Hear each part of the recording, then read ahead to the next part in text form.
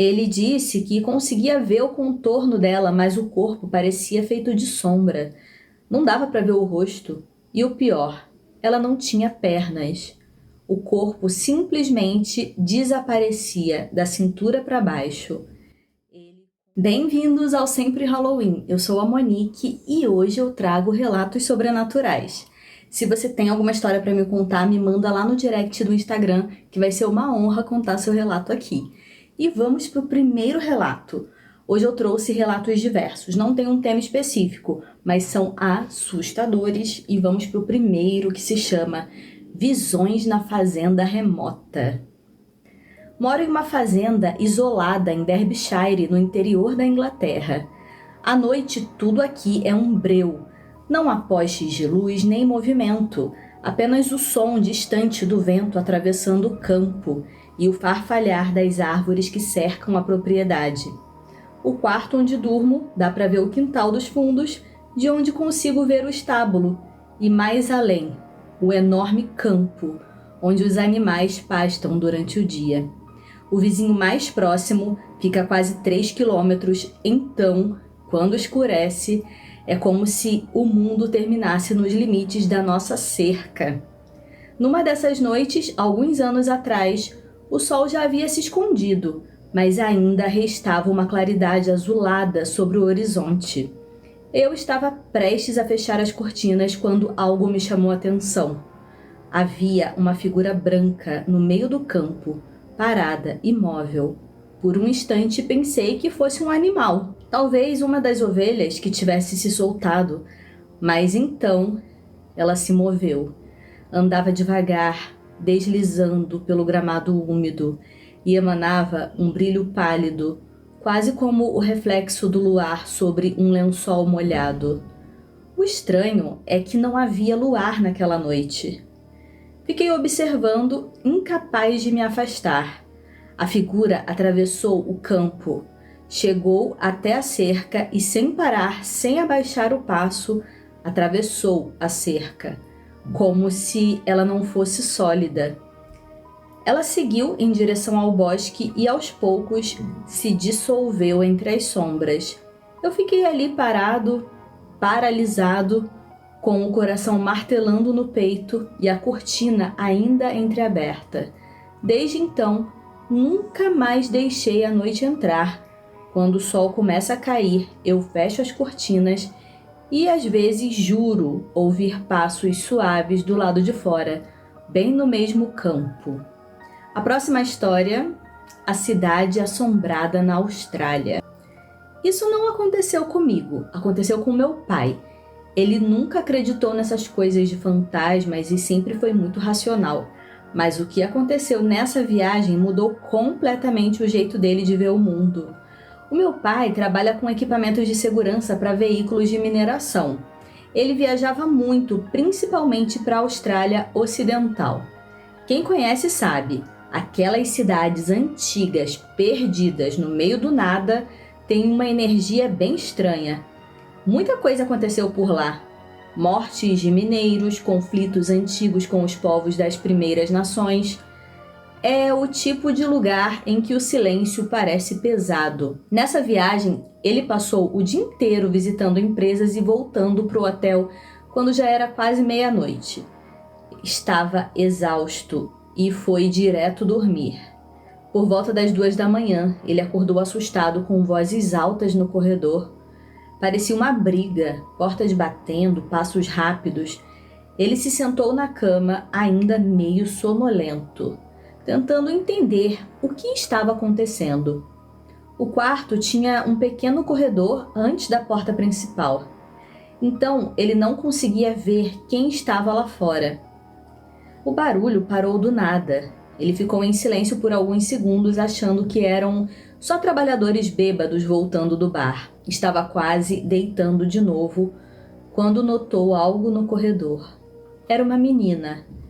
Ele disse que conseguia ver o contorno dela, mas o corpo parecia feito de sombra. Não dava para ver o rosto. E o pior, ela não tinha pernas.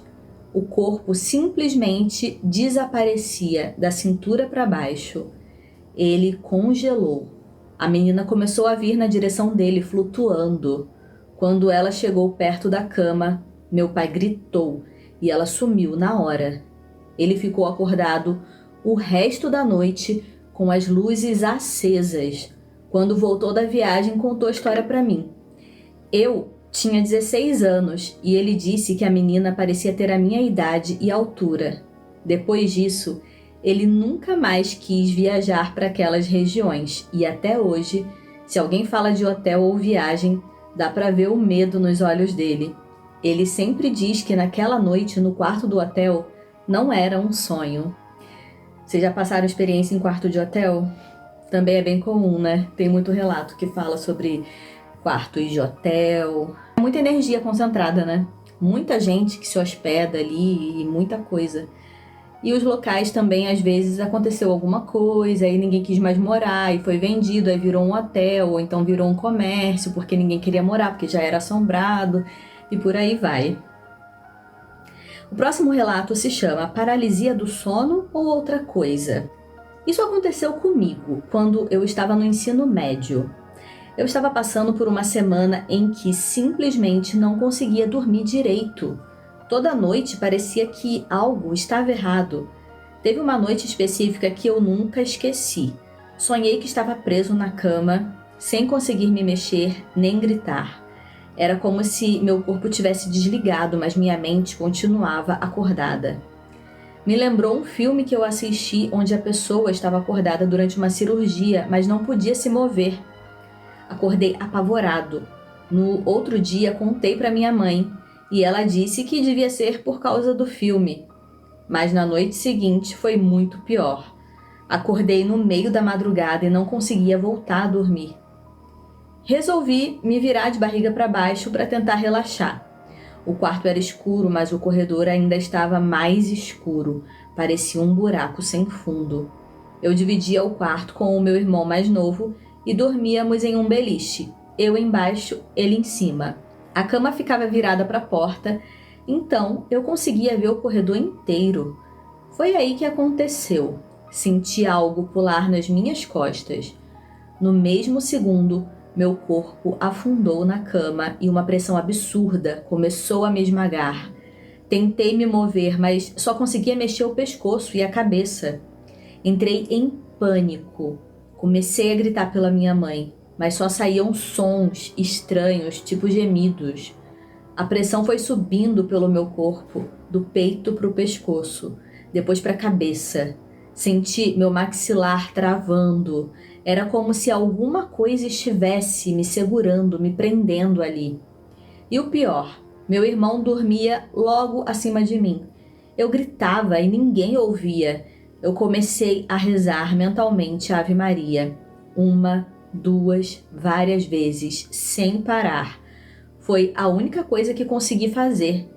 Depois de um tempo que pareceu uma eternidade, a pressão começou a diminuir, dos meus ombros até os tornozelos.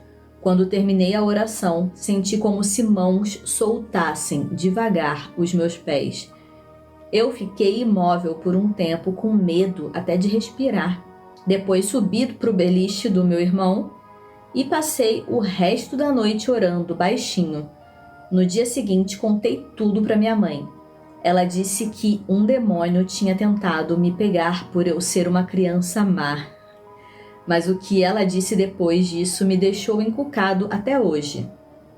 Você nunca deve dormir de barriga para cima. Eles vêm quando você dorme assim. Durma de lado, use os travesseiros. Mais tarde naquele dia, ela me deu um colar de ouro com uma cruz de Nossa Senhora de Guadalupe. Passaram-se anos até que eu tivesse outro episódio parecido. Mas às vezes, quando acordo de madrugada e sinto aquele mesmo peso no ar, lembro exatamente daquela noite e fico pensando, será que foi só uma paralisia do sono ou algo que realmente estava lá? Esse relato me lembrou uma coisa que aconteceu comigo. Eu também dormi em beliche, eu dormi em cima e minha irmã dormia embaixo.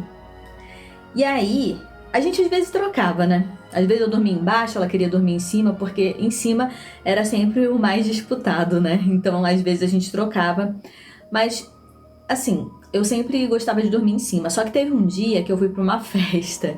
E aí, quando eu voltei, a minha irmã já tava dormindo em cima. E aí eu tive que dormir embaixo. Só que aí, quando eu tava deitada na minha cama, a cama era de frente pra porta. E a gente tava sozinho em casa, que a minha mãe não tava em casa. Ela ia dormir na casa do namorado dela e a gente tava sozinho em casa. Mas era assim, na mesma rua, a casa do namorado dela.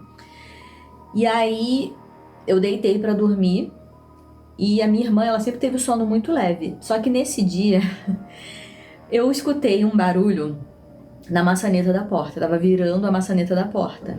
Só que não tava assim, virando pra entrar. Tava assim, abaixando e subindo, abaixando e subindo. E depois começou a chacoalhar.